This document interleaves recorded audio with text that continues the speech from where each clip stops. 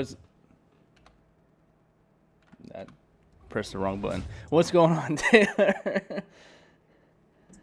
Hold on, can we restart that? Yeah, well, we're We got live. an idea. We're live. Come on. Dang it. All right, never mind. Just do it right now. Just like, this is the booth. Welcome to the booth. All right, run it. Right. We're good. We are We're running it.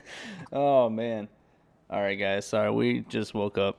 Doing a show a little early since the co-host here, Taylor, decided to leave me for his godson. How dare he? Adios. All right, guys. Before we get into the abysmal Thursday night football games and going into college and all that, we just remind you, make sure you hit the subscription button, hit that bell to let us know when we are so that you know when we are live. And if you're listening from Spotify or Apple Podcast, where this is uploaded later, we usually are live Friday at 7 p.m. Eastern Standard Time on YouTube. So go check us out over there. So, Taylor, a lot of big matchups this upcoming week in the college football sphere. As a UF fan, I thought it'd be cordial that we bring up the LSU UF game, as it is they're both unranked, a decently sized game, SEC matchup, and just kind of talk about it and break it down a little bit. So, as anyone knows, Billy Napier was right down the road with the Ragin' Cajuns, and they didn't call him. LSU didn't call him. He felt shafted, went to Gainesville. Reports are he wanted to stay in LSU. Everyone knows that they went Brian Kelly, good old Notre Dame Brian Kelly. Which coach do you think is poised for long-term success for their program? Brian Kelly or Billy Napier overall? Personally, I think Brian Kelly, only because he's just one of those coaches that sticks around. He's kind of like a weed in your yard that you spray and hope it goes away, and then it still pops up, And it comes back then with you an got to accent. spend more money. Yeah, it comes with an accent, and then you got to spend more money, and then you try and get rid of it again, and it's still there somehow. So that's who I think is going to stick around for the longest. I hope Napier has a better career, though, because I like him more. I think Brian Kelly is a absolute fraud. I think he's just been coasting on the toes of his players and coaching staff for too many years now, and I think that's why he's got this huge contract with LSU. But I do think he'll stick around for a long time because he's just one of those people that gets away with it, unfortunately. Yeah, and I don't want to be a homer. I'm going to pick Napier simply because to Brian Kelly, we know why. Yeah. Brian Kelly, but Brian Kelly took a Notre Dame team that is, it's already a subpar. To me, Notre Dame was overhyped every single year. Absolutely. Going into this year, people were like, Notre Dame and Freeman, the new head coach, and Notre Dame are going to kill it, and then they've been getting slaughtered each week. They did just beat BYU in the Battle of the Ankles, as we called it last week. But Notre Dame didn't really ever play anybody. And Brian Kelly recruiting in the South, I think he's done a decent job. But I think that when you go into a Southern mama's house and you're coming in with a fake accent and all this pandering, I think that a real Southern coach, i.e. Billy Napier, just has that more draw to him because he's not fake. It's Brian Kelly to me is not authentic. He's just comes off as slimy. Not at all. And he'll do whatever he can to get you to come to his school. Do whatever he can to get some money, whatever it is. If you're going to go, true. But if you're going to come into my home, be genuine. Yeah. We've seen you on TV before. We know you don't have an accent. Yeah. I mean, it's not like something you can just pick up overnight. Like if you're somewhere for years, you're most likely going to pick up some type of accent. But you just moved there, guy, and the moment you got there, you're like, well, gosh darn it, Like, come on. Man sounded like It's fake. We know it's fake. like he was trying to impersonate the dude off of Waterboy. You know, the Yeah. dude with the straw head. You're like, what the fuck? Or what is Yeah. he saying, man? So, Yeah. It's embarrassing. yeah. I do think that in this game we do need to look out for Anthony Richardson. Jack Miller is back. One thing holding him back was coach is saying, Anthony, do not run, do not do anything. You have no backup. So I think with his backup that they're happy with now that he's back from injury, they will let Anthony let loose a little bit. And we've seen once he's allowed to let loose and he stays healthy because he seems like he gets hurt every other play. He has seen success when he's able to use his legs and get the defense to kind of have to mirror him, and then it opens up the wide receivers in the game overall. And it's surprising to Florida fans out there. Everyone's like, well, Naquan Wright will probably start at running back simply because they tend to go with like seniority and all that. They have put him at third string running back finally. No shot at Naquan. He's a good running back. But Montrell Johnson and Trevor Etienne are both right now the better backs and the better duo. So it's good to see Napier do what Mullen couldn't do, which was be a man and talk to your seniors and go, hey, I'm going to go with the young blood here. They're playing good. I mean, even with Trey Dean giving up a million touchdowns in one, even though he leads the teams in tackles, they're putting freshman Kamari Wilson back there and stuff like that. So to me, the Gators need to stop Daniels, the quarterback for LSU, and kind of hold that offense to a minimum, and then just play ball. For the LSU Tigers, I think that you got to get in AR's head, and unfortunately, we've seen AR has not been too mentally tough. When he starts hearing the chatter, he starts to kind of look down and start making mistakes. Anything to add to the game? So for this game, I personally think that you guys are going to absolutely demolish LSU. This is not me. Yeah, I'll be a Gator fan for this because I'm the biggest hater of Brian Kelly. After his time in Notre Dame, I mean, that was the middest school of mid schools I've ever seen in my entire life. Every single season, it was like Notre Dame's going to be the best school out there. You're going to win the national championship. Notre Dame, you shouldn't be able to win a national championship if you're not in a conference. Yeah. That's for another day. Secondly, every year they said that, they were terrible. I mean, just terrible. And who's coaching them? Brian Kelly. And I think the same thing is going to happen with LSU now. I think the only team that was worth anything that they beat was, I think, Mississippi State, maybe. And I don't think they were ranked at the time. That's just me guessing right now. They got beat by Tennessee. Pretty bad. They got beat by, who was it? Florida State at the beginning of the season. And it was not a good-looking game. I think they've only beat like some low-end teams that aren't even near making the top 25. So I think the Gators are just going to run all over them. So that's my takes on the game, and I hope that's the way it turns out because I'm going to be a Gator fan this weekend. I hope that's the way it turns out as well. Another key addition for the Gators is getting corner Jaden Hill back. He hasn't played in about 2 years. This is his first actual, not game, but like first real action in a couple years just because of ACL injuries. And last week, his first game back, he gets a pick six, and he gets another interception to help kind of seal the deal. So we have him cover 3. He's looking at the quarterback. Bam. Cook on to intercept it. It is picked up by Desmond Watson. A pick six for the Florida defense. Big boy with the ball, but the other pick was also in cover 3. He's got nice hips. He sinks in. He reads the quarterback's eyes and he jumps it. I think the Gators are loaded at DB. Jason Marshall, everyone knows, potential first-round pick whenever he's able to come out. Not this year, but next year.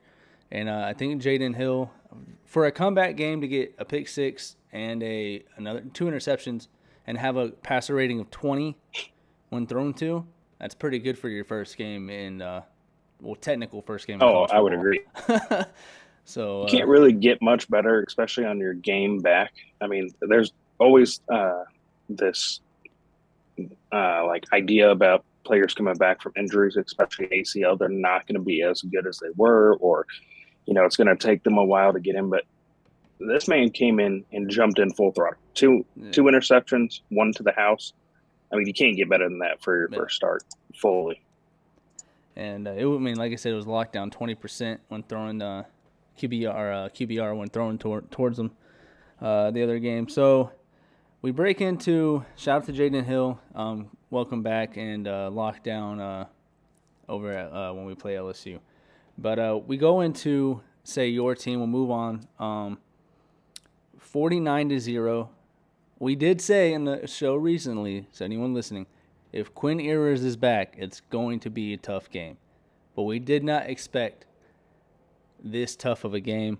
49-0. Taylor, I just want to know what's on your chest, man. Let me know.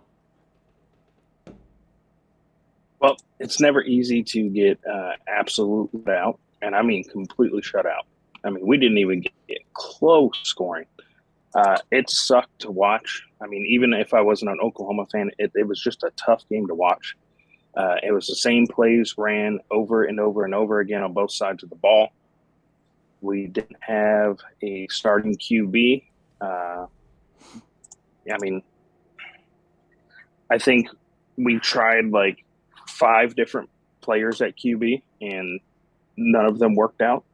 We never once put in our actual quarterbacks. We didn't put in Booty. I think we all would have liked to see Booty out on the Booty. field. Yeah, we didn't get to see Booty, unfortunately. I think Evers was in for 1 play, but we really didn't give him a shot at doing anything. I would have liked to see Evers out there and actually play. But I definitely don't think Beneville is the quarterback of the future quarterback of Oklahoma. He just looks stiff in the pocket. I mean, whenever there was any type of pressure, he just kind of stood there. He's not elusive. He kind of tends to overthrow a lot. So I don't think our backup quarterback situation is really what year is he? Looking too well. Junior, senior? Do you know? I do not know. I just know that he doesn't need to play again. That's for sure. Do you think that Booty at least, not Evers, but maybe Booty needs to at least jump him? Evers or Booty? Yeah, he just did not look like the answer. Our defense sucked. Texas looked phenomenal. I hate Texas. It's in my blood to hate them. But Quinn Ewers looked phenomenal. I mean, the dude is flawless with the way he plays, and that mullet just blows in the wind effortlessly. It is majestic. This is the only time you'll hear me say anything positive about Texas. And I had a lot of people coming at me over the weekend and this week talking trash and everything because I'm an Oklahoma fan. And it sucks to feel what Texas has felt for years, being such a terrible team. I now know what it feels like, and it sucks. Mm-hmm. We're not the team that went back to back to back to back to back Big 12 championships anymore. It sucks. When you're on the top Texas for so fans, long, he's coming for you, man. And then you find yourself at the bottom. Terrible. Hey, if you have a decent team and you beat us 49-0, okay? So at least you have that to hold on to. So I guess hook 'em horns or whatever your little slogan is, so that's what I'm saying. You need to fix something on defense. I mean, it's absolutely terrible. I mean, we 0 adjustments. Every single play is but it's year 1 of Brent, so I'm just going to give him the benefit of the doubt. He's still got to get his recruiting class in there. He's using Grinch's old recruits, and plus our team was dismantled by like 40% with the transfer portal and the stuff with Lincoln Riley. So, there's a lot of stuff that we're having to work through. Yeah, we'll see what happens next year. I honestly don't think Oklahoma has a chance to win any game. I do agree that I think this is probably just going to be a throwaway year for Oklahoma, which I know Oklahoma fans coming into the season, you guys are nationally ranked, top 10, and there are high hopes. But I don't think people really understood what Lincoln Riley did to your guys' program as far as taking what he took. You guys are number 6 in the nation recruiting-wise, so I think Brent Venables has a nice recruiting class coming in. And honestly, I'd give him, like what I'm going to do, Billy, to get his guys in there, 2 to 3 years, because you have to replace everybody that was hogwash that Lincoln did not take, that were like recruits that he was like, no, y'all can stay at Oklahoma. I know y'all suck. And just give them this year. Oklahoma's actually number 3 now. Yeah, and so even next year, I think that a decent season keeps him in not off the hot seat, I should say, simply because again, you have to get those recruits in. Talking about Billy Napier in his first year, Dan Mullen had no depth when it came to recruiting. Mullen came out and said that he didn't recruit during the season. He only recruited in the off season. So I think Brent Venables is the right head coach for you guys. You guys got a lot of defensive studs coming in this upcoming draft or class, which is something that you guys always had decent defensive players here and there, but you guys always struggled, in my opinion, to stop the run. So maybe you guys get some of that powerhouse defense that Sooner fans love, and then just fix the offense, and I think that's fixable with, again, just a couple transfer portal kids and a couple good classes, and I think you guys will be solid. But this is definitely a hogwash year. With that being said, you guys are playing Kansas this upcoming week, and Kansas is coming off a loss. They are surprising everybody here, Jayhawk Nation and everything like that.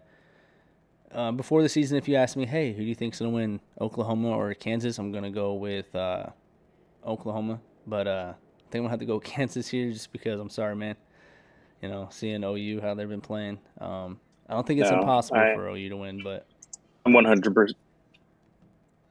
Yeah, I mean, there's a slight chance. It's a conference game, but I 100% believe that Kansas is going to win, and I don't think we're going to get shut out again. Hopefully not. Yeah. Hopefully we put up somewhat of a fight, but it's not going to be a fun game. I do not plan on watching it, only because I have other plans that are going on. So thank goodness for those plans, because I don't know if I can watch another loss like that. Yeah. But I'll still be rooting for them to what happens. But I personally don't think we beat Kansas. Iowa State, maybe we'll buy them. I think Baylor beats us. I think West Virginia beats us, and I think Oklahoma State destroys us. And I think we cap it off with a give me a win against Texas Tech. So terrible season. See you next year. All right, so there is not really necessarily good news on a personal point. I don't know if he's playing, but Jaden Daniels, the star quarterback for Kansas, got hurt last game.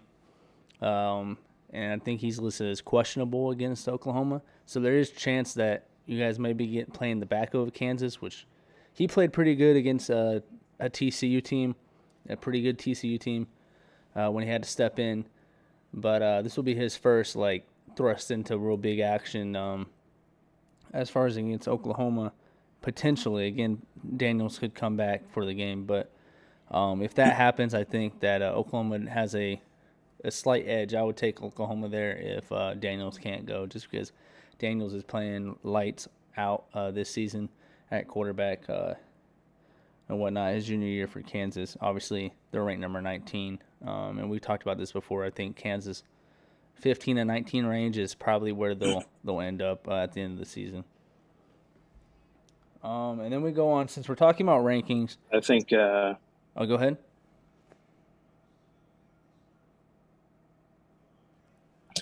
I think that if Dylan Gabriel does not play for Oklahoma, I think Kansas wins the game.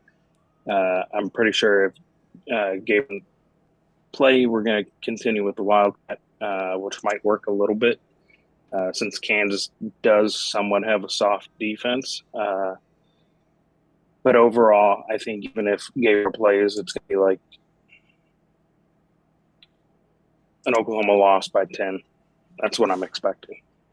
Gotcha. That's all I have for it. Well, I'm gonna go Oklahoma for you, man, just because I'm rooting for you. I appreciate it. But, I appreciate it. and again, I hope Ashley doesn't go OU when you're looking at the score. OU. Unless you guys are winning, and then She probably will. Get trolled there. We talked about ranking. Won't. She probably will. She likes to troll you. Talking about rankings. Alabama is ranked number 1. OSU is ranked number 2, and 3 is Georgia. Who should be number 1, and why should it be Ohio State? Definitely Ohio State, because I don't think Ohio State's really had a close game outside of their first game against Notre Dame. But since then, and the first game I really don't judge too much because it's beginning of the season. You're working out a lot of stuff. First game, so there's going to be that type of stuff. But since then, they have just rolled through their opponents. They beat Arkansas State, Toledo, Wisconsin, Rutgers, and Michigan State, and they've won by a lot. Yeah. And I don't think they're going to have much of a fight with Iowa. I think they destroy Penn State, Northwestern.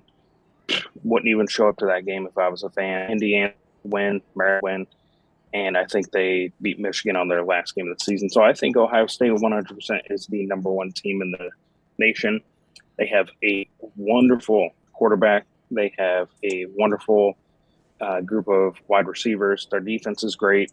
All around, I think they're an insane team, and I just don't see Alabama or Georgia really holding the candle to Ohio State personally. So I'm going with Ohio State, and I hate to say that, but Ohio State. Yeah, the reason why I would go Ohio State is because I think Alabama and Georgia have looked beatable the past couple weeks against subpar talent.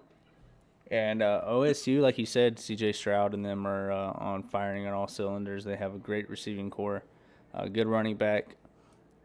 And, it's just – I think there's an SEC bias, even as an SEC fan, that's maybe catapulting Alabama or Georgia into that seeding. I still think they're both the top 3 team. I think it should be OSU, probably Bama, then Georgia, or flip-flop, whatever you want to do. But I think the only reason OSU is not ranked number 1 is because of the SEC bias that when it comes to voting and stuff like that, which there shouldn't be a bias, but unfortunately there is, which is good for Oklahoma when you guys come over, because when it comes to rankings, you guys will probably and recruiting, it's going to kind of jump in because you see a lot of these recruits going, what's the SEC? That's why I chose to come here. So I think that will help you guys, Oklahoma. But as far as OSU and stuff like that, I think they should be ranked number 1. Again, Stroud and them and gang are firing on all cylinders. And Brian Hartline might be the greatest wide receiver coach of all time. College football. That's all I'm going to say. It's looking like that. Churning out wide receiver talent. But with that being said, we'll go on to Alabama. We just got done talking about how they looked beatable the past couple weeks. This Alabama versus Tennessee. Taylor, what's the game plan for either team to win this game? What would Tennessee or what Alabama need to do to take the dub? So Alabama's game plans to be starting Bryce Young, making sure he's healthy and ready to go on this game, because I think if they don't start Young, then I think Tennessee is going to get this win. It's not going to be a blowout whatsoever. It's going to be a really fun game to watch. But I feel like not having your starting quarterback and going into that environment, because the Bulls, those fans are hungry. to see Alabama lose, and I think it's going to be a sold-out crowd of 100,000 plus. I think 100% Tennessee wins this, and I think just because of the going into Tennessee with their crowd, not having your starting quarterback, I think it's just a straight-up wrap. But I think last week, I don't think Bryce Young played, if I'm correct, and I believe they looked decent, but I don't think he's really got what Bryce Young has. So I believe that that's the key for Alabama to win is having Bryce Young at QB. Gotcha. Yeah, I would agree. I think that Bryce Young is definitely that focal point. I think Alabama needs to also defensively hone in on Hendon Hooker and Brew McCoy and company. Tennessee's got a devastating passing game this year, torching defenders, especially DBs left and right. And I think if Alabama wants to win this game, they have to get that Hooker under control, you know. And Agreed. And I think that if Tennessee wants to win, they got to get Jamar Gibbs under control. Man's putting up 100+ yards a game. He's devastating teams. I think he put up 200 yards last week without Bryce Young. So Gibbs, everyone knew, 5-star recruit, went to Georgia Tech, then transferred into Alabama. They got a good one with Gibbs, and everyone knew that coming in. But we didn't really know how good. So I think that if Tennessee's defense can keep Gibbs under control and make Bryce Young throw the ball against them, I think that Alabama has a very young wide receiving core. At the point they got Isaiah Bond, probably one of their better younger receivers as a true freshman. But that's where I think that if sorry, I'm tired. So sorry, guys. We're doing this early in the morning. No, you're good. Tennessee would have to stop Gibbs in order to make Bryce Young one-dimensional as far as stopping the play action. Because if you take out the running back in the running game, the play action won't work. And at that point, it's just sit in cover 3 and kind of pick the offense apart.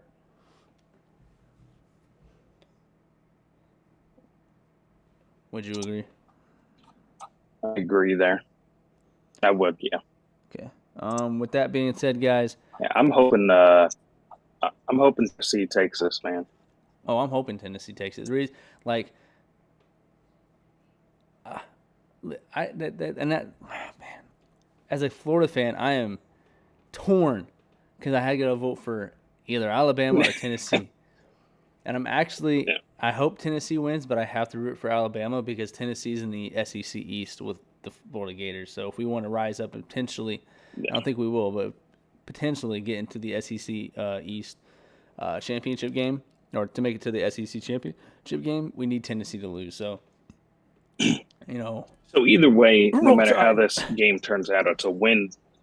It's a win for you. So if Tennessee beats Alabama, Alabama lost. So that's a win for every football fan.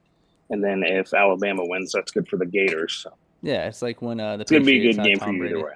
Yeah, it's like when the Patriots had Tom Brady. With that being said, Taylor, let me get your game predictions for this week. And my dad believes that we should be keeping track of these. That way at the end, we can see who was right more, and then we have a bet, and someone has to do something on the show as far as at the end of the season. So, well, what do you want to bet here?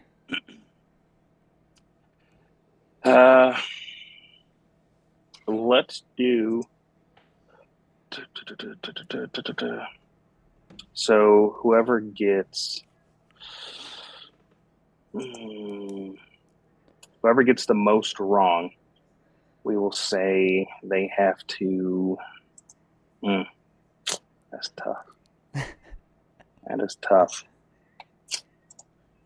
Oh, man. All right, so who's Florida's rival, like overall rival? Would it be Miami? Like historically? Tennessee or Georgia? Probably Georgia. Georgia. All right, so if you get the most wrong, you have to wear a Georgia shirt and hat on our final episode of the season. That means If I get the most that means wrong, I have to go buy it. that's a punishment. And if I lose and I get the most wrong, I have to go out and buy a Texas. And the Zoom meeting ended because Zoom. All right, let's get back in here.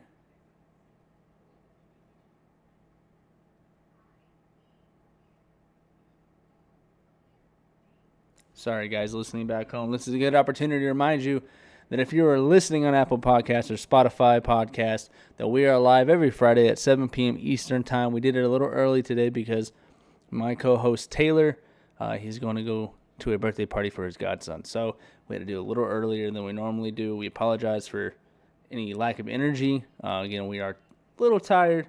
We're pushing through. And hopefully we get Taylor in here in a second. But, yeah. And make sure you guys are subscribing and hitting that bell noty and following us on Twitter and all social platforms as well. There he is. There we go. It's taking forever to load. All right, so I say I have to get a Texas Longhorn shirt and hat. You have to get a Georgia shirt and hat. All right. Now we got to keep Gives us half the season to save up if need be. Are we including the NFL games, or should we just do the NFL games for the bet? Let's do NFL games. All right, it's a little easier to track than college. All right, so we'll do that with the NFL games. So let's get into these games. That is the bet, guys. Taylor will be wearing Texas at the end of the year. I'm calling it. All right. Penn State or Michigan? What is going on with Zoom today? Can you hear me?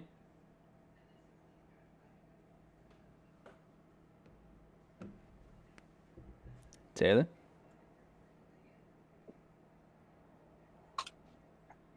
Taylor? This stream was sponsored by Zoom. Zoom sucks.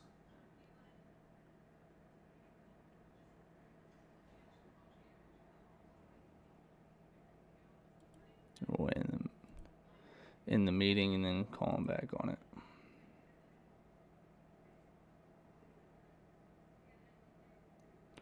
Try to get him back.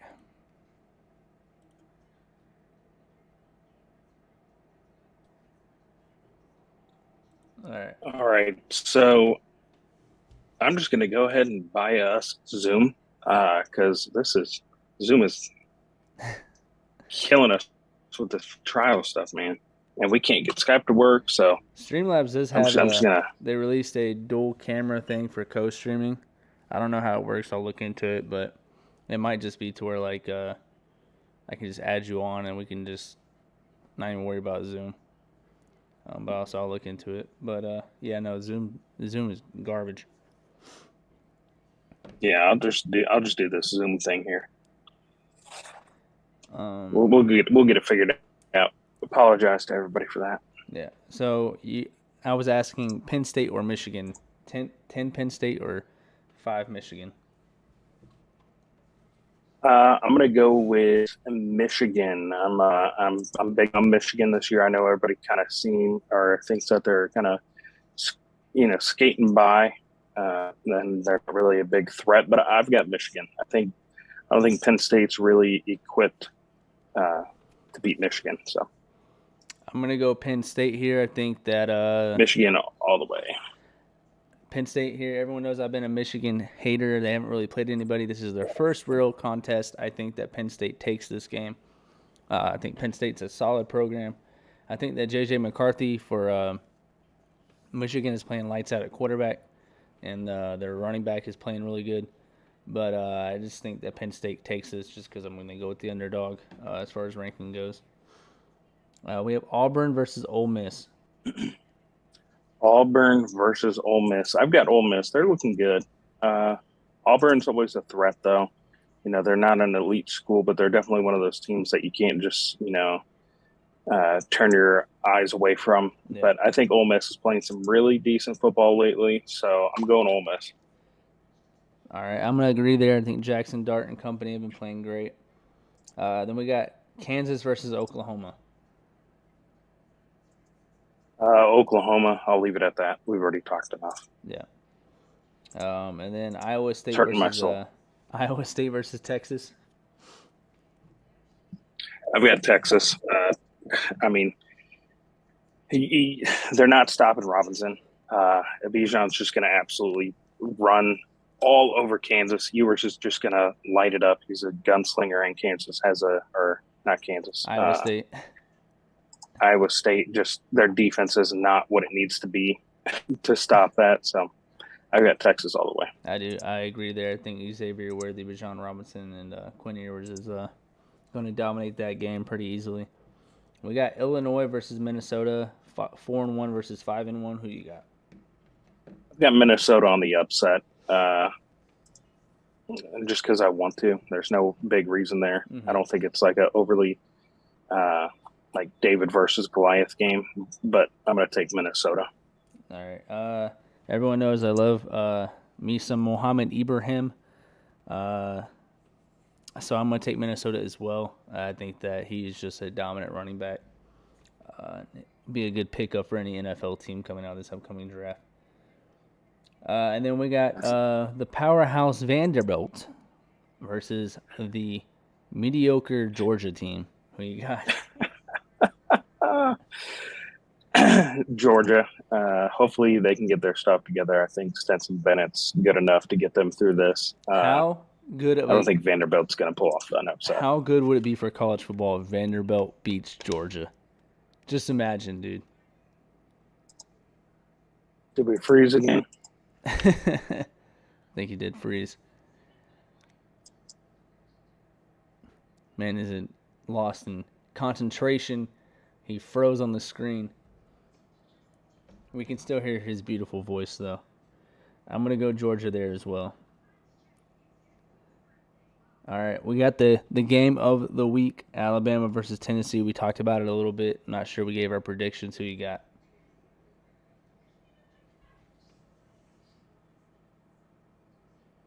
It kicked him. All right. So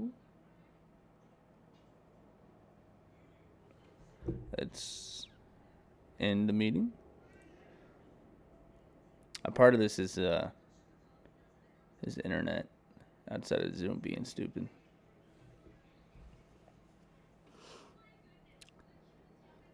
Da-da-da.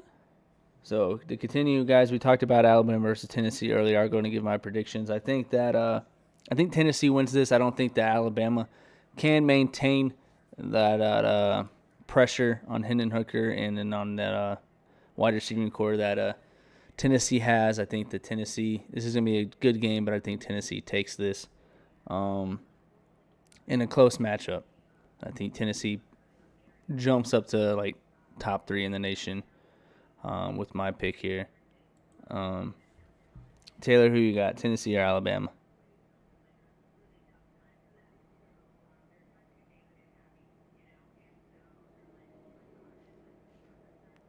Did it freeze again?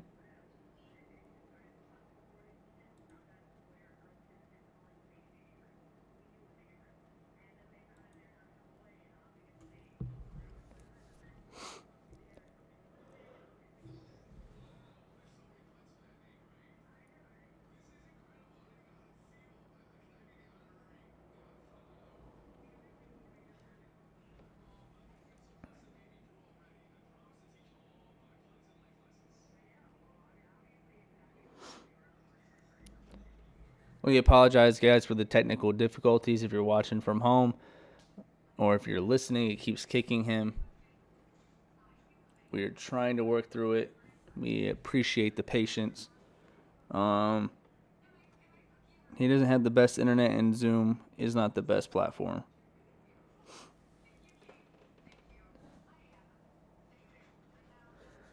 And guys, if you're listening at home, hit us up on Twitter and ask us a question, or you want answered on the show. We'd love to break it down. Where you're like, hey, can you break down this film? Or hey, can you talk about my team? Yada yada yada. We will talk about it.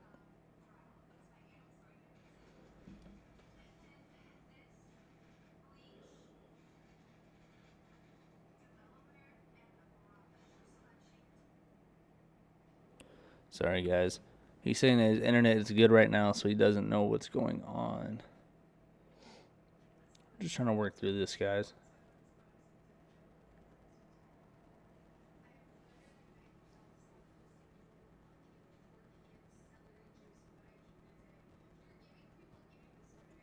I'm gonna try Discord.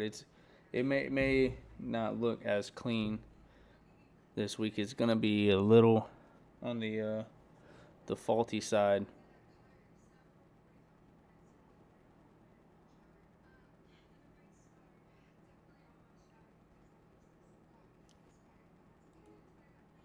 We lead this meeting.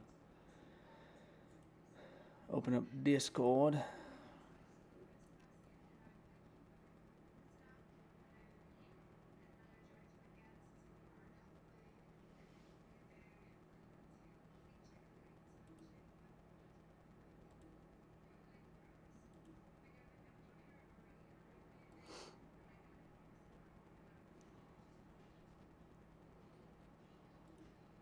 I don't know if he's got Discord or not, as far as on his. Alright, we're gonna go with the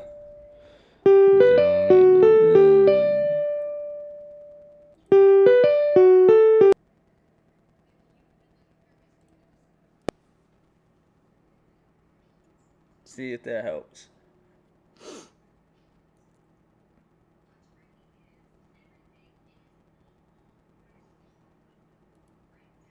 All right, you there? All right, let's see if this helps. Are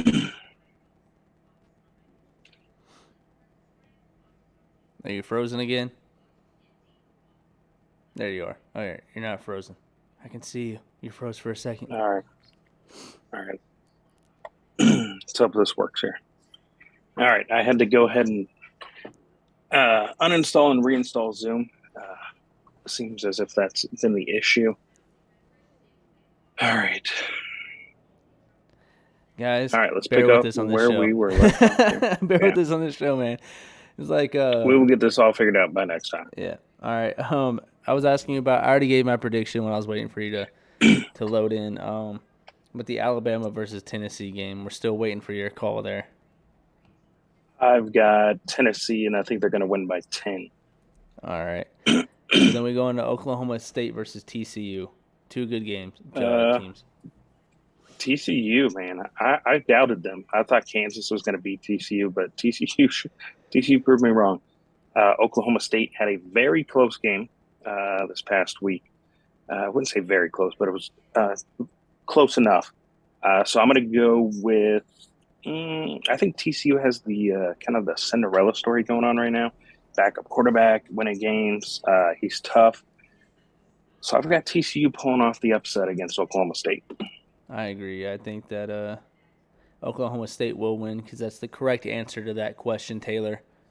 Yep. No, I'm going to go Oklahoma State. I think, again, until they show me that I doubt them, I'm just going to roll with them right now. Yep. Fair enough.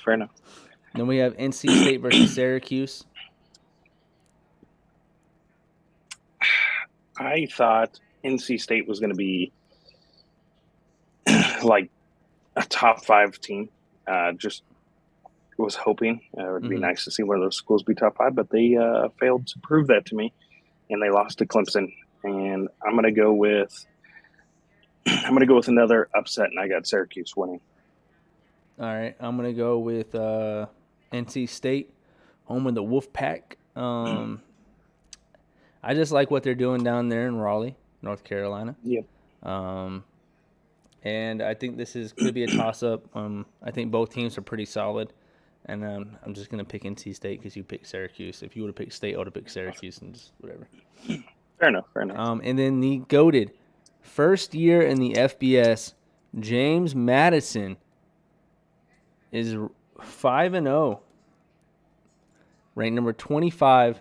Their first year, they can be ranked in the top 25 because it's their first year in D1. Pretty big. Now, they don't really play anybody in their conference. But unfortunately, they cannot go to a bowl game even though they're undefeated because of the NCAA rules. If you join FBS your first year, you cannot go to a bowl game, which is stupid. Imagine going 10-0 and they're like, yeah sorry. You're ranked like 5. Yeah. Like, imagine if they like had Georgia on their schedule and they dominated Georgia and everyone's like, they can't go to a bowl game. I'm sorry. Yeah. Sorry, guys. But they played Georgia Southern. Who do you got? I've got James Madison. I mean, he's like, I don't know anything about him. Why wouldn't I pick them? Yeah. Why wouldn't I pick them? They're ranked 25th. I like picking schools like that, that shouldn't be in the top 25. It's fun to see. Yeah. I'm sure those kids are having an absolute blast being ranked, especially at that school. I mean, who would have thought? So I'm going with them. I don't know either James team. freaking Madison, man. So future powerhouse. I'm going James Madison. Future SEC powerhouse. I want to look at their schedule while we continue this. We got Clemson versus Florida State. Man, you know how I feel about Clemson. I think Florida State has a really good team. I just think they're missing a couple of pieces, and they got to work through some stuff. But I'm going to go ahead and pull them for the upset. I've yet to see anything from Clemson that really solidifies them as a top 5 team. I think they're still pretenders. I've yet to see anything worth judging them any differently. So with that being said, I'm going FSU. All right. I think that Clemson's been kind of firing on all cylinders the past couple weeks. Everyone knows I've been doubting them. I'm not a big believer in Clemson. However, I think Clemson takes Florida State just because I think that Florida State has too much they're playing decent, but they still got too many holes that DJ and the Clemson offense can exploit. That's fair. So then we got Mississippi State versus Kentucky. Everyone knows how I feel about Kentucky. That's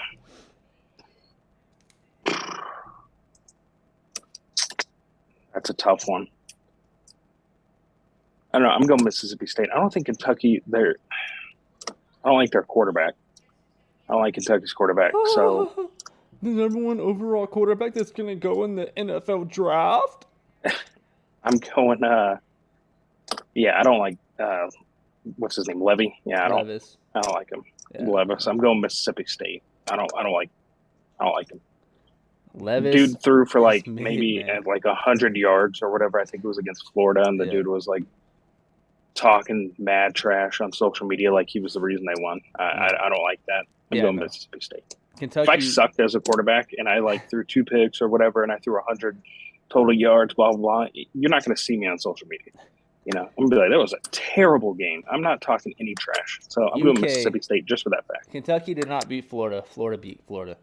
Anthony Richardson played like horse water and threw some really bad interceptions, and it was just Florida beat Florida there. And plus, I hate Mike Stoops. He was terrible at Oklahoma. Mark Stoops, whatever his name is, I don't care. I don't like him. He was terrible. Don't like him. I agree. I'm going to go Mississippi State here. Kentucky is so overrated, and it's going to be nice after they lose this game and they go unranked. Then we got the last game, USC versus Utah. I got USC. All right, I agree there. I think that USC is just – they got everyone that Oklahoma used to have. So on top of adding Addison from Pittsburgh. Yeah, I'm thinking of Mike Stoops, not Mark Stoops. Yeah. I hate Mike Stoops. Why would you stoop that low? Yeah. All right. I like Bob Stoops. I don't know Mark Stoops. I thought that was Mike Stoops for whatever reason. So I still hate him. Their last name's Stoops. And they're not Bob. I don't like him. Yeah. He hopes you bleed when you poops. I'm not going that far. God. From a hemorrhoid, that's very curable. That's messed up. Messed up. Oh man. Moving on to the NFL. We go to the Devontae Adams situation over in, I won't call him Oakland, Las Vegas, where he pushed down the cameraman. The cameraman has since filed charges against him. What are your thoughts on this whole situation? My thoughts on this whole situation is first going to start off with the Raiders organization. I don't know what it is, but Adams, to my recollection, has never had a mishap in the NFL as far as getting a ticket for speeding, anything domestic or, breaking any laws or anything like that. He's been a pretty clean and clear guy, never really made himself out to be a bad guy, as far as I'm concerned. The moment he gets to the Raiders, everything changes. And we've seen this time and time again with the Raiders, where these players that have such high potential just blow it all away and do something stupid, whether it be reckless driving, domestic abuse, showcasing all your illegal weapons on Instagram, drugs, and then you have your previous head coach who was saying racial stuff through emails, sexual stuff in emails, and all this other stuff. So I don't know what it is, but the Raiders just bring them in, and I don't know why. I feel like they're trying to recreate the longest yard by the way that they're doing all their stuff. But as far as just this situation with Devontae Adams, I understand getting upset. It was a tough loss. Hunter Renfrow ran into him on the last play, which I think he would have smoke checked his defender. Yeah. It would have been an easy TD if Carr would have got it to him. So I understand the frustration. I understand being competitive, being upset that you lost a game, and now you guys are I think they're 1-4, 1-5. Yeah. It's tough. I understand. Losing is never easy, especially whenever that's your job, and you're supposed to be one of the best wide receivers in the game.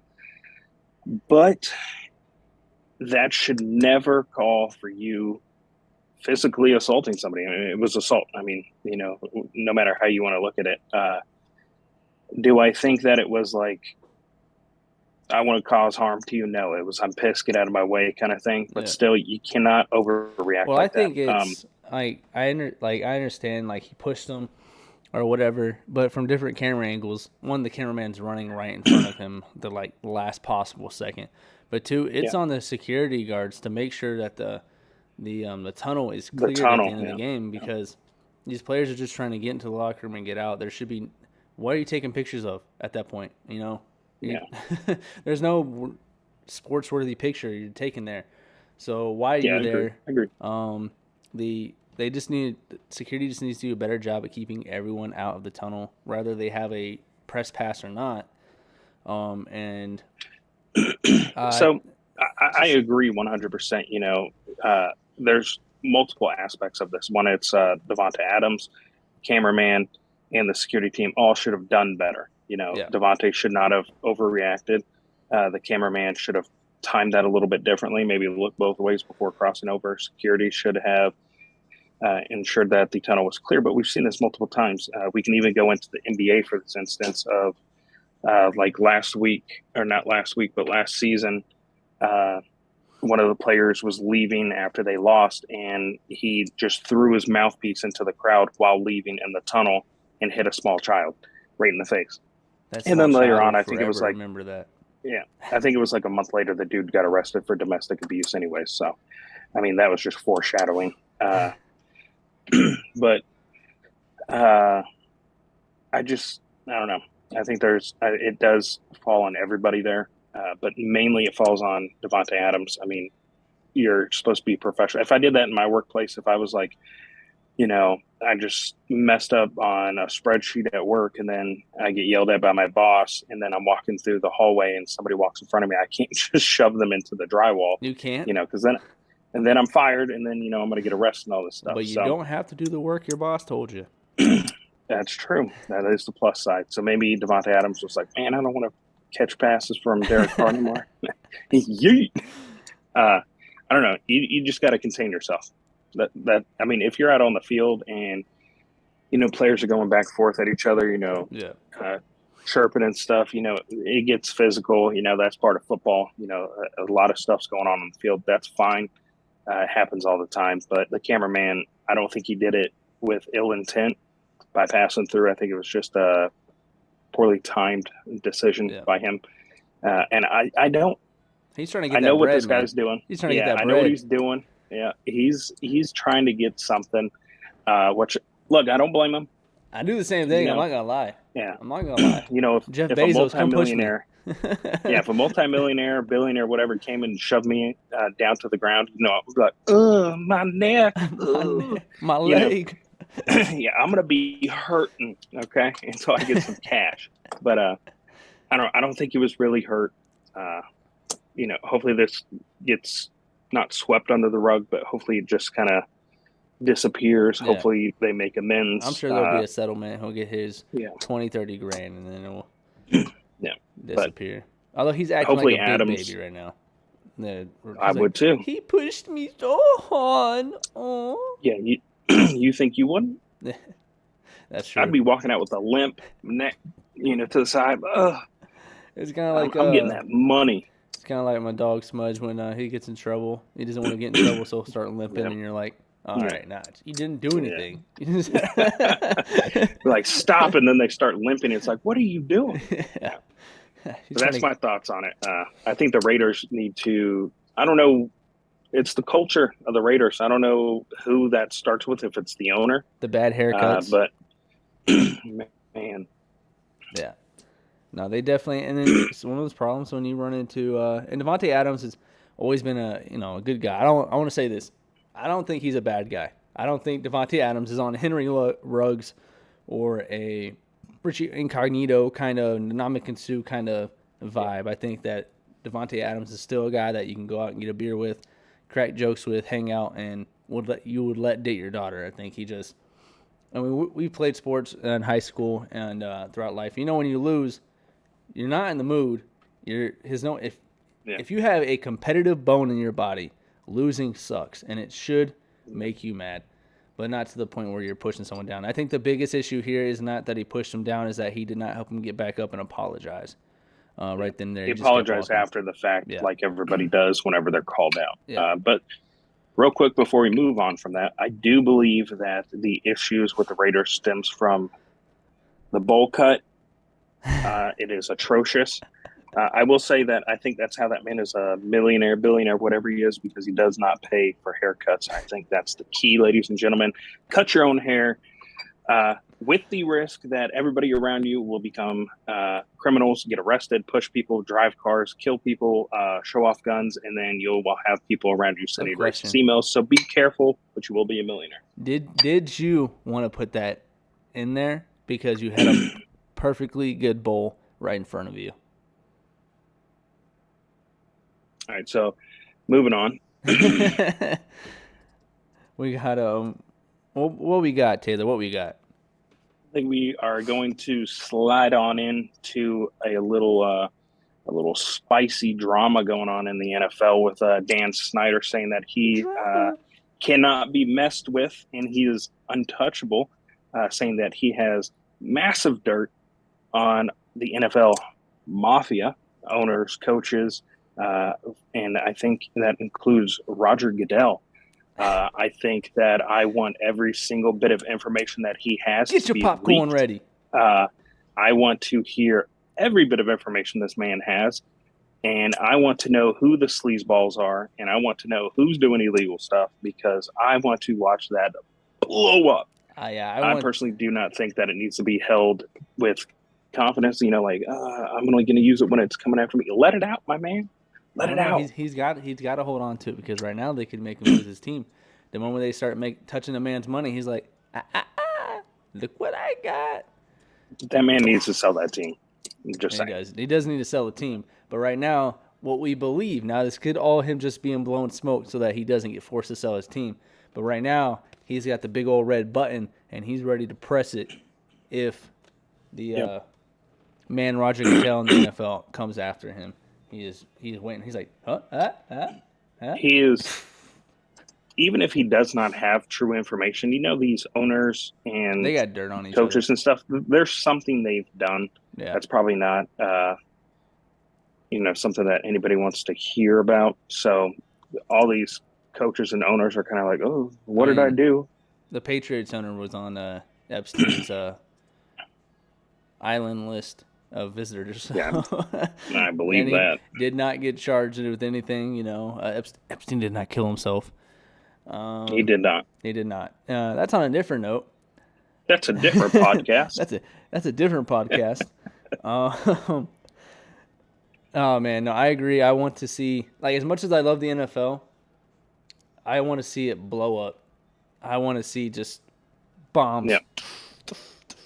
It's like a episode of like Real Housewives, right? I mean, I know nothing about it, so I'm just assuming this is how it goes. Hey, you said this about me. Well, I know A, B, C, and D said this about you, and they slept with this person, and they slept with this person, and all right, now we're fighting each other. That's what I want to see. I want to get my popcorn ready. I want the drama. Agreed. Drama that I can follow and not have to care about. Oh my God, she's wearing the same dress as me. I hate her so much. But so before we move on, can we talk about some?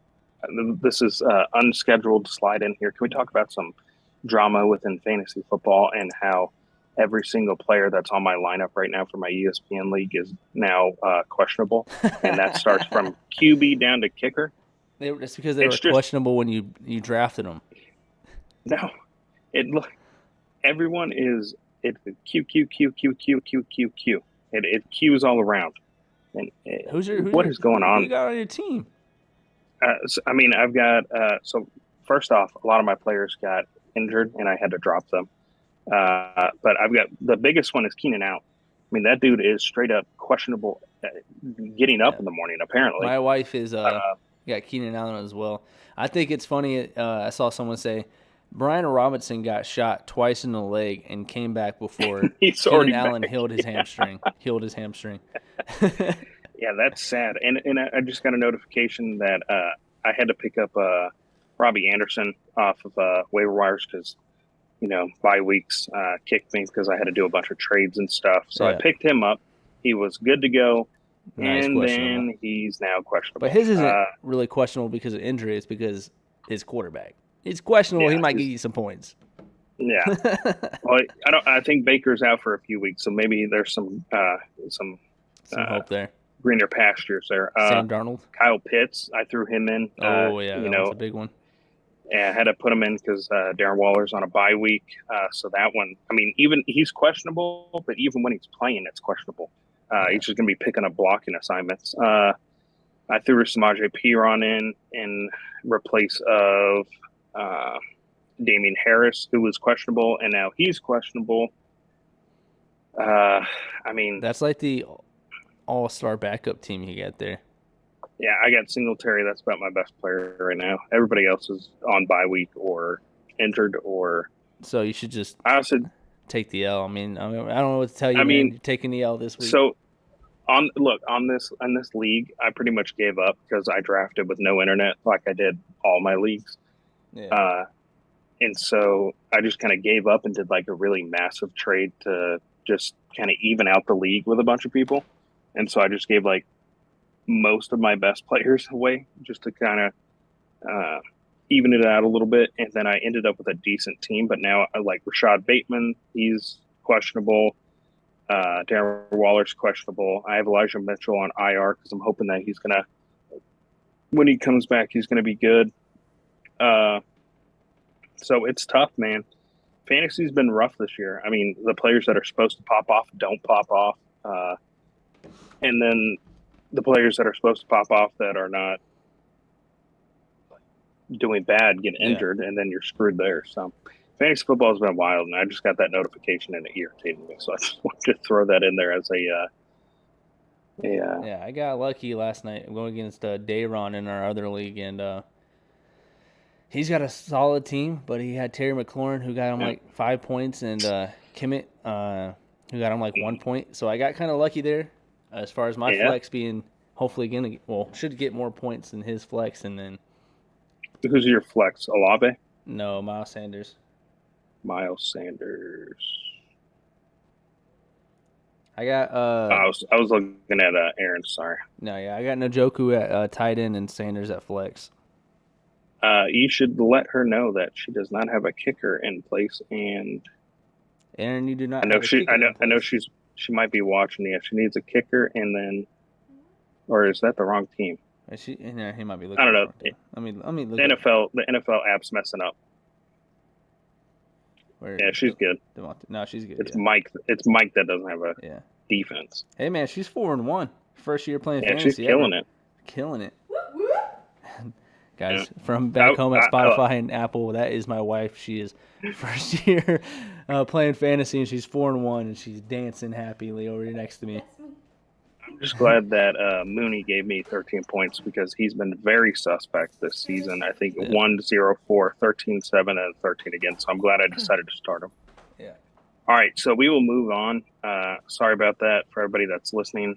Didn't mean to make you listen to my terrible fantasy team and lineups and adjustments, injuries that are going on, but it is something that I just needed to get off my chest because I'm not having fun in fantasy this year. But anyways, we will go ahead and move on to Ron Rivera of the Commanders.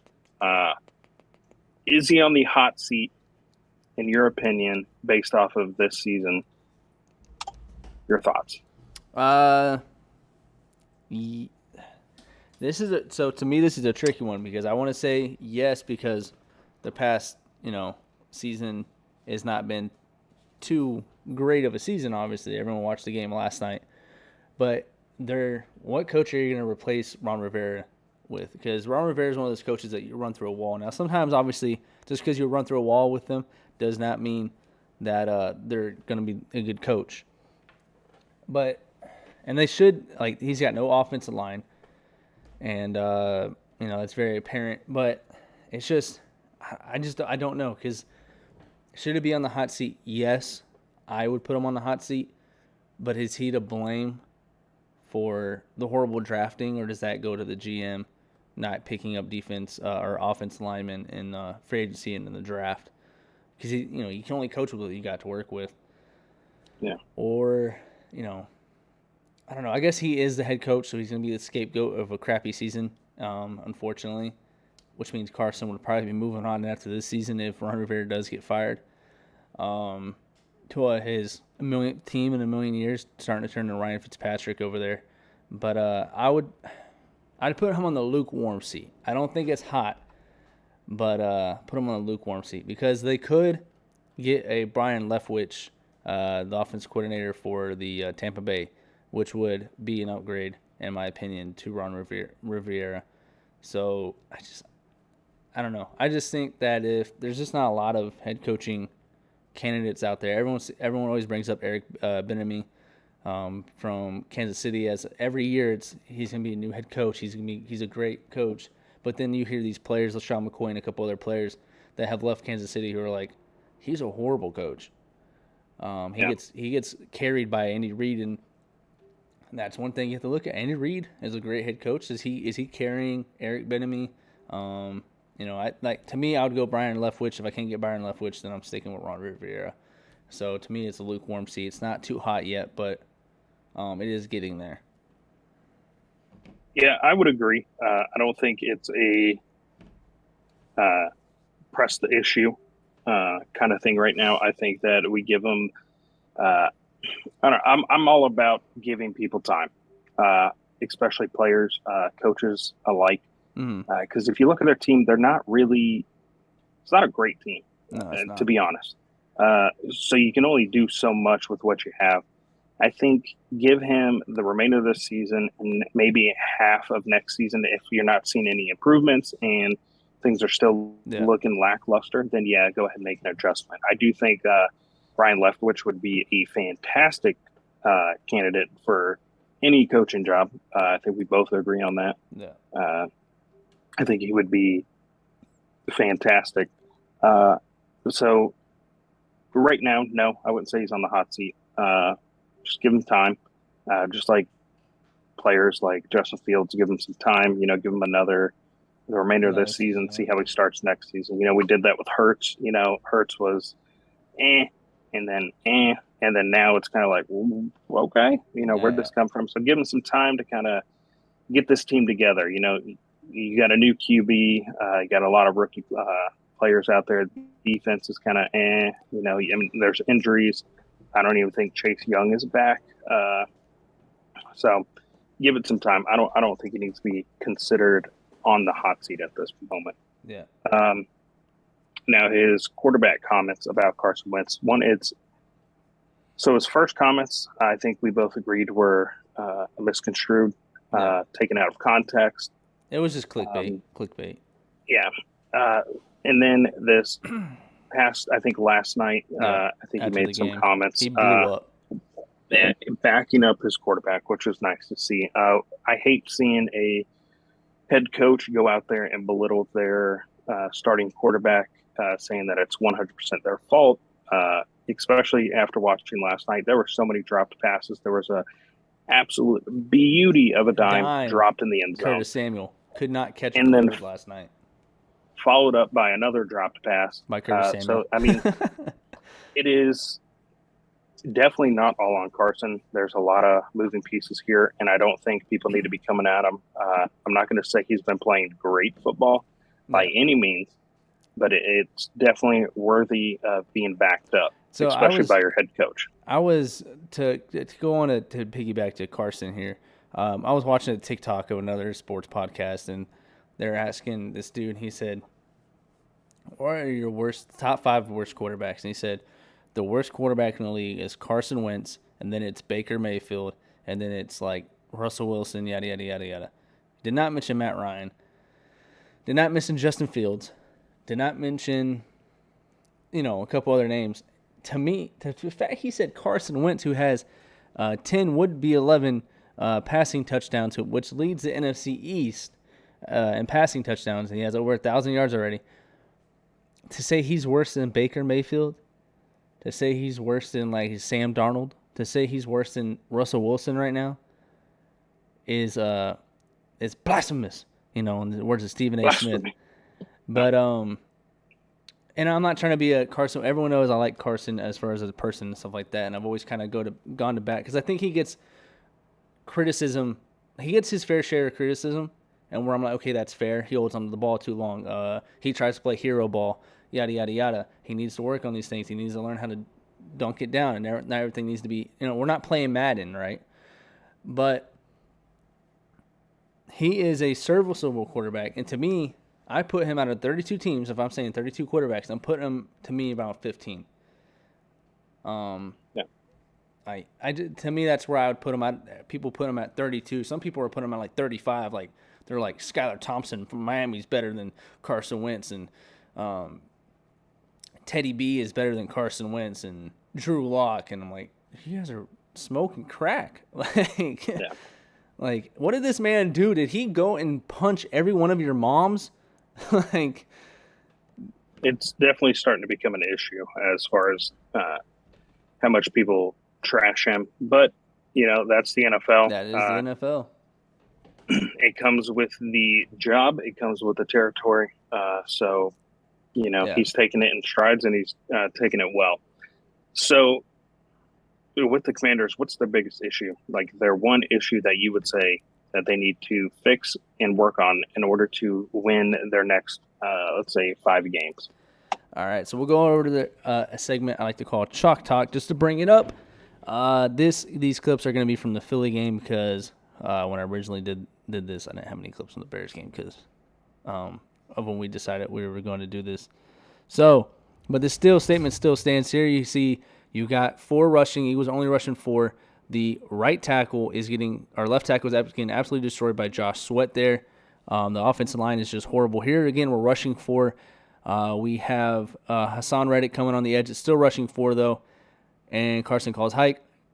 Fletcher Cox has already pushed the right guard all the way back into him, and Hassan Reddick is going to come off the edge, and it's going to be an easy sack. You see this week in and week out with these offensive Cook, intercepted. It is picked up. Last night against the Bears, they can't win their 1v1 matchups, and even when they double team, they're losing their double teams, which makes no sense. When you got 2 people on one person, you should not be losing that matchup. No, so I don't know. Butter and microwaves, bro. Yeah, butter and I microwaves. don't know if they need to hit the gym, or what. But it's just one of those things where it's like, and we saw last night Carson called hike, and the moment he called hike, he was already on the ground. Like it was like Raekwon Smith absolutely was already in there hitting him in the mouth. So yeah, they fold like wet cardboard in a hurricane. Yeah, and I think until they get that offensive line fixed, that's going to be their number one issue. Again, Carson was not without fault. When he does get good pass protection, he holds onto the ball too long, and he goes for the long pass instead of the check downs. When the long pass isn't there, he often throws into double coverage, triple coverage. Sometimes it works, sometimes it doesn't. But you gotta help your quarterback out. And you gotta help your team out. Like you said, he threw an absolute dime last night to Curtis Samuel, which would have been a touchdown. But he just dropped it, could not hold on to it. And so I think until they get the offensive line handled, it's gonna be what it is.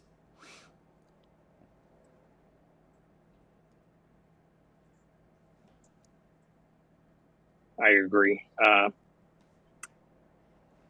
I don't know if they're going to be able to fix these issues this season. I think they're I'm not going to say too far gone, but it's definitely something that's going to have to be an off-season issue that they're going to have to resolve. Hopefully they do. And I think if they can't, then that might be a Ron Rivera hot seat pushing him into the hot seat if they can't get that fixed. I don't know. Wentz definitely needs to get the ball out of his hands a lot quicker with that line that he has right now, because I think he has 2 seconds total, 2.5 or something like that to get rid of the ball. I mean, it gives him zero opportunity to make any plays happen. I mean, he's just got to immediately release the ball, which, I mean, that's just setting your quarterback up for failure. So that's another thing that people need to look into whenever they're discussing Carson Wentz and his play is, I think the league average it's definitely not 2. I think it's maybe 5. Yeah. Roughly 5 or 6. So only having 2.5 seconds to get rid of the ball on average. I'm surprised they've won any games at all this season with that time. And he's still 7-0 on Thursday Night Football. And he's still 7-0. So somehow, some way. That's good. At least he's undefeated somewhere. Oh man! And guys at home, we're not saying Carson Wentz is the GOAT. We're just saying he gets his fair share of unnecessary criticism. It's over the top at this point. Criticize, like the Django Chain said. But yeah, that's where I would go there. Speaking of the other quarterback for last night's game, Justin Fields. Where is he the future of the Bears? And are they setting him up for success? There we go. Get it out there. I'll say yes. As of now. Just like every other young QB, you got to give them time to develop, work around their own issues and their offensive line issues, coaching issues, stuff like that. You got to find your rhythm, find a way to adapt. Yeah. I think that Justin Fields has a extremely high ceiling. He's extremely talented. I think he needs to read the defense a little bit better. He definitely needs to work on that. So I'll say yes. Are the Bears setting him up for success? No. Have the Bears ever set anybody up for success? No. So that's just the Bears. They don't really set too many people up for success. So I'll say yes as of right now. He is their future starter. He's going to be their franchise quarterback unless he just absolutely plummets because he's not playing the worst football we've ever seen, but he's not playing the best football we've ever seen. I would say he's the worst quarterback in the league right now. It's just statistically and just seeing where he's at. I think that last night he made a lot of misreads on the interception. He had an out route. Don't know if it was a slot tight end or a slot receiver, but he had an out route that if he just looked over there and made the right read, would have been gone for a touchdown. He had the end of the play. He should have, he could have turned around and looked to the running back who was wide open. No. But these are the same things that we talked about Jalen Hurts last year. Yeah, I agree that he's definitely on the low end of the QBs. But my personal pick for worst quarterback this season would be Baker Mayfield. I would agree there. And that's just, that's just fact. So he might be right above Baker, but Baker's definitely right there at the bottom. Yeah. He is playing terrible. I think that Justin has some upside with his running ability. And they aren't really helping him with as far as wide receivers go, but he's got to help his wide receivers out by making the correct reads. And, I don't want to say give up on him because, like I said, Jalen Hurts struggled with reading a defense last year. It was one of his biggest knocks. He left a lot of wide open receivers wide open and decided to use his legs more than reading the defense like a quarterback's supposed to do. So I think Justin Fields, it's too early. I think now if he sucks next year, it's over. It's a wrap.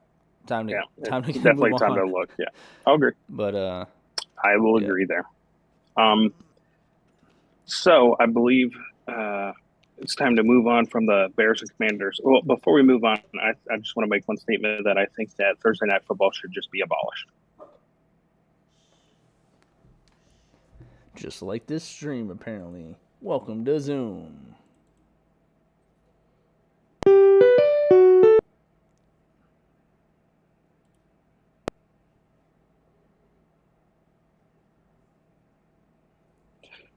Thursday Night Football should be abolished. Just like this Zoom meeting, apparently. Yeah, Zoom. We'll have Zoom figured out next week, guys. I'm going to go ahead and just buy Zoom for us. I'm just going to get this issue figured out, fixed, so we don't have to continue with this charade because it's starting to get ridiculous. And you guys that are listening in and giving us your time and support deserve better than that. So we will get that fixed for you guys. But Thursday Night Football should be abolished. I think that the short schedule that it gives teams might be playing a factor in the terrible play that we see on Thursday Night Football week in, week out. Good teams will come in and they'll play terrible. We see injuries on Thursday Night Football, which should not be happening, and we should be able to adjust these games to be on Sunday. There's a time between the last 4:00 game and Sunday Night Football. Maybe we can try and squeeze in an extra game in between there, or just throw in another 4:00 game, whatever. It sucks. Nobody enjoys watching Thursday Night Football. They never have, and it's even worse now that it's on Prime. It's glitchy, it lags. It's just terrible. Nobody enjoys it. Half the nation came and watch it because they don't got Prime. Yeah, and I think tonight was the first time there's been a touchdown on Thursday Night Football this season, if I'm remembering correctly. Either way, it's terrible. So we'll move on to the Giants. I'm personally don't feel right saying this. It just feels off. But the Giants, if they get their win, do you think that against the Ravens, do you think that makes them contenders? Yeah, I would say that if they somehow pull the win against the Ravens are a solid team, that they could be considered contenders. I still don't think they're the best team in the NFC East. Fly, Eagles, fly. Of course. And then I think the Cowboys. Rocker. I think the Cowboys are also very solid this year with Cooper Rush at quarterback. We'll see what they do when Dak comes back. But I think that Daniel Jones is, again, one of those quarterbacks that got his fair share of criticism. Maybe it was over the top. Rightfully so. Criticism. He's made some throws where you're like, okay, he's got this potential. You just need to maybe surround him with better talent. His receivers can't catch. And Saquon Barkley's playing lights out. So I don't want to hate Daniel Jones. I think he makes better throws. He's playing better this year than Russell Wilson, Matty Ryan, the list goes on. So I don't think he's above. I think he's about an average to above average quarterback, and I think that's where he'll always be. Can you win a Super Bowl that way? Yes, the Ravens did with Trent Dilfer way back when. So it's possible, plausible. Will they win the Super Bowl? Probably not. But I think that if the Giants beat the Ravens, they should be considered contenders. They'll be, 5-1, I believe, after that. So it's hard to argue with 5-1. So yeah, I would agree that they would be, or I would say they'd be contenders. What say you? I'm not sold on Daniel Jones just yet.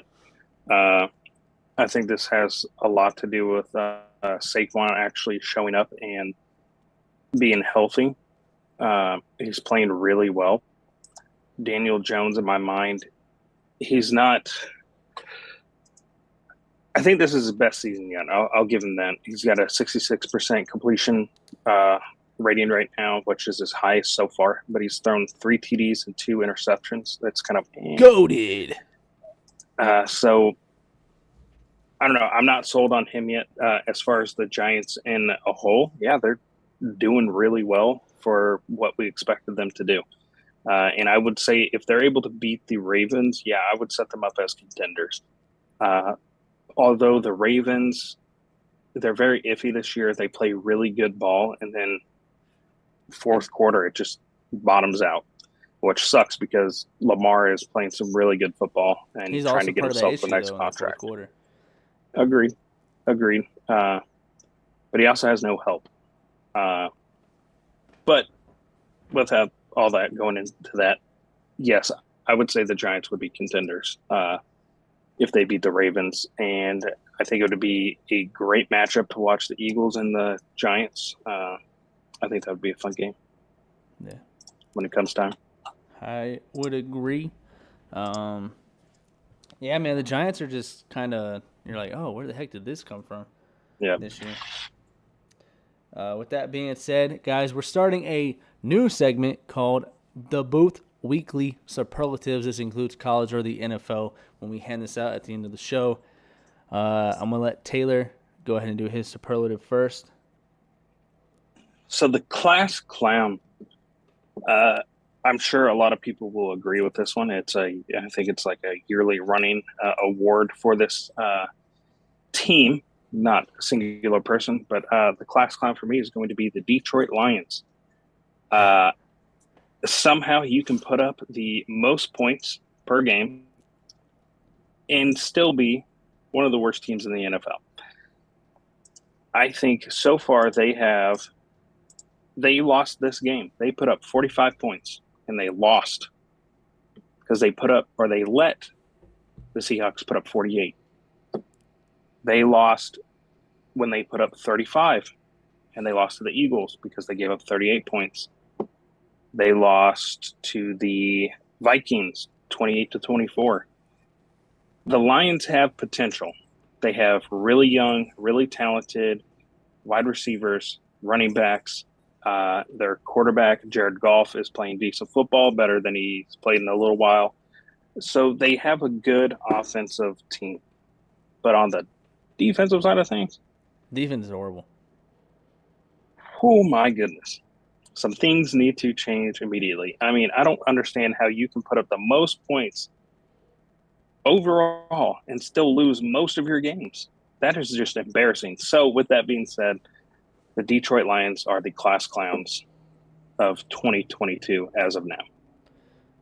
I would agree. They're kind of a funny team to watch. Oh, they're absolutely hilarious to watch. It's like the Bad News Bears, except it's the Bad News Lions. My superlative is most likely to become a doctor after coaching, and that'd be Mike McDaniels. Man must know more than the doctors because he keeps putting his concussion quarterback in the game until everyone was like, hey, he should probably not be playing. So Mike McDaniels knows more than the doctors, And if you're a quarterback and you've got one concussion, Mike McDaniels says, hey, why not make it 2? So most likely to become a doctor after coaching, to me, would be Mike McDaniels. And to add on to that for you, Tyreek Hill was in a walking boot after they lost to the Jets. And when somebody's in a walking boot, it's probably a serious injury, or they, something's wrong, apparently. And the Dolphins came out and said that they are confident that Tyreek Hill will play, even though he was seen walking around in a walking boot. And, oh, my goodness, if there's one team that's confident their player that's walking around with crutches and a broken leg is going to play, it is the Dolphins. So I agree with your statements there. Coach, I lost my arm. It fell off mid-game. Hey, man, you got one. That's all that matters. All right, we'll see you in there, bud. All right. All right. To the game picks, I believe. Yep, we are down to the wire here on the game picks, and these now count towards our bet. So make sure you make good picks. Are you writing it down, or am I writing it down? I can go ahead and write it down here. All right. Don't lose that paper like we did last year when we were trying to do this. All right. I got you. All right. All right. You ready? 49ers versus the Falcons. All right. I'm going to go 49ers. All right. I'm going to go Falcons. Loser. I gotta give you a crutch, let you start one. Yeah, gotcha. Then we got. All right, I've got that written down. Okay. Then we got the Patriots versus the Browns. I'm going Browns. All right. I'm a big believer in Bailey Zappi. I think that he potentially could take Mac Jones' spot. I think Mac Jones is not. I think he's mid, and I think Bailey Zappi's shown that he's a slightly better quarterback than Mac Jones. So I'm gonna go Patriots. All right.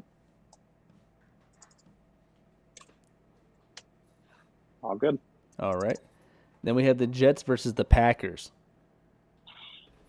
Man, I really don't know what happened to the Packers over there and across the pond, but I'm going with the Packers. I'm going with the Jets.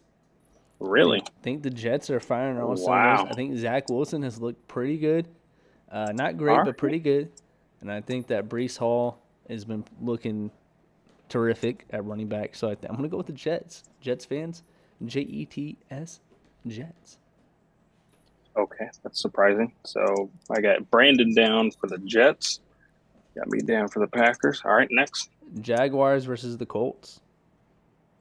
I got the Colts. All right. My dad wanted me to remind you that he watches our show, and he did not like how we were talking crap on his Colts last episode. So he was like, "You tell Taylor." It was warranted. It was warranted. But I'm redeeming myself. I'm going with Colts over the Jaguars. Well, at least you're not going to be disowned. Duval. What? When Taylor said that Peyton Manning was the best quarterback of all time, your dad was like, "I love Taylor." Yeah, when you said Peyton was the GOAT, he's like, Taylor redeemed himself. But I mean, it's true. I'm gonna go with the Jags. Duval, Sorry, Dad. All right, if you need a place to stay, just let me know, and I'll try and hook you up with a place. Yeah, I got you. All right, the Vikings versus the Dolphins. I think Tua's coming back. If Tua is coming back, I got Vikings. Yeah, I'm going to Vikings there as well. I think coming off of 2 concussions is kind of a yeah. The Bengals versus the Saints. All right, so I know somebody did not like my comments last week about the Bengals being shady, but they ended up losing. But I'm going to go with Bengals this week. I don't think the Saints have it in them. The Saints are a dysfunctional organization right now as far as quarterbacks go, and just pretty much the whole team. So I'm going Bengals. I think they've got their stuff together. Who dey? So yeah, who dey? So I'm going Bengals. I'm gonna go with the Bengals as well. Who dey gonna beat them Bengals? The Saints. All right. I'm kidding. I'm gonna go with the Bengals as well. I think Joey Burrow has looked better than the first couple weeks. Agreed. And so I think the Bengals will take that. Although this is kind of unrelated. I don't know if you saw this. There is drama brewing for Jamar Chase's baby mama. Has showed text saying that he's abusive. She's saying he should not be in the league anymore. That he hit her. That he said that he didn't want his child. And like a whole like blown up thing that's kind of not taken. National media hasn't really taken it yet, but sharing text between the two, arguing and everything like that. So Jamar Chase, I did not see that. Yeah. So I'm gonna go Bengals, but Jamar Chase could probably potentially be getting suspended here in the coming weeks. You heard it first here on the booth. The Ravens versus the Giants.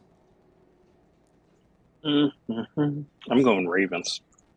All right, I'm going to go Giants. I think Lamar's been struggling in the fourth quarter. The Buccaneers versus the Steelers.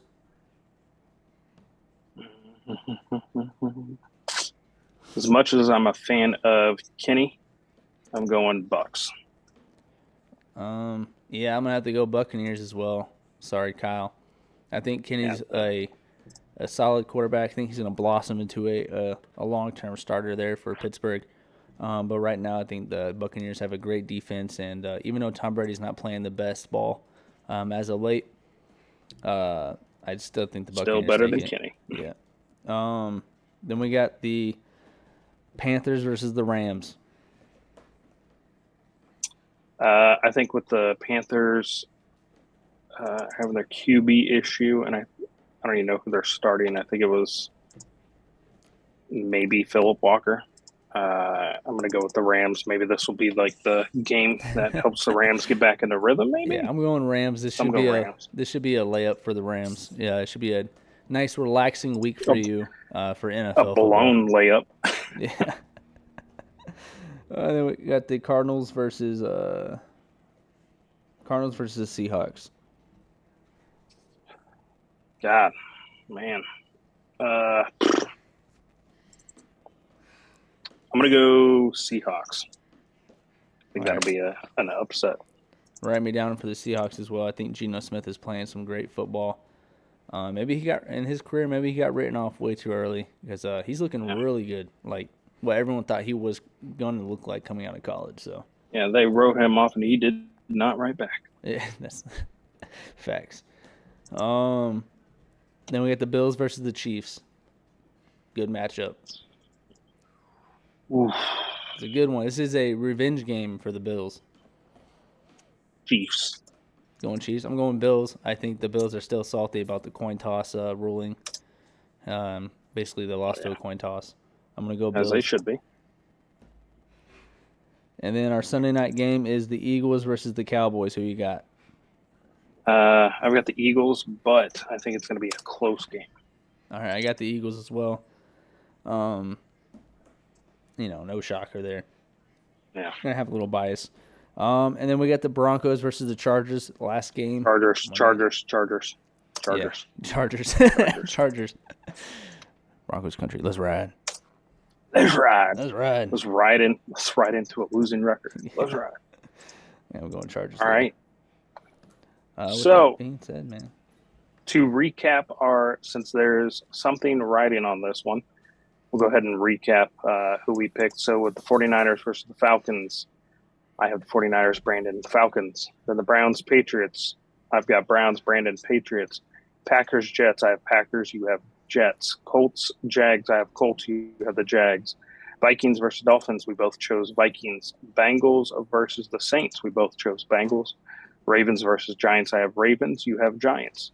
Bucks versus Steelers. We both chose Bucks. Rams versus the Panthers. We both chose Rams. Seahawks versus the Cardinals.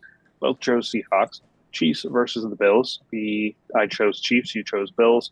Eagles versus the Cowboys. Eagles. And Chargers versus the Denver Broncos. We both chose the Chargers.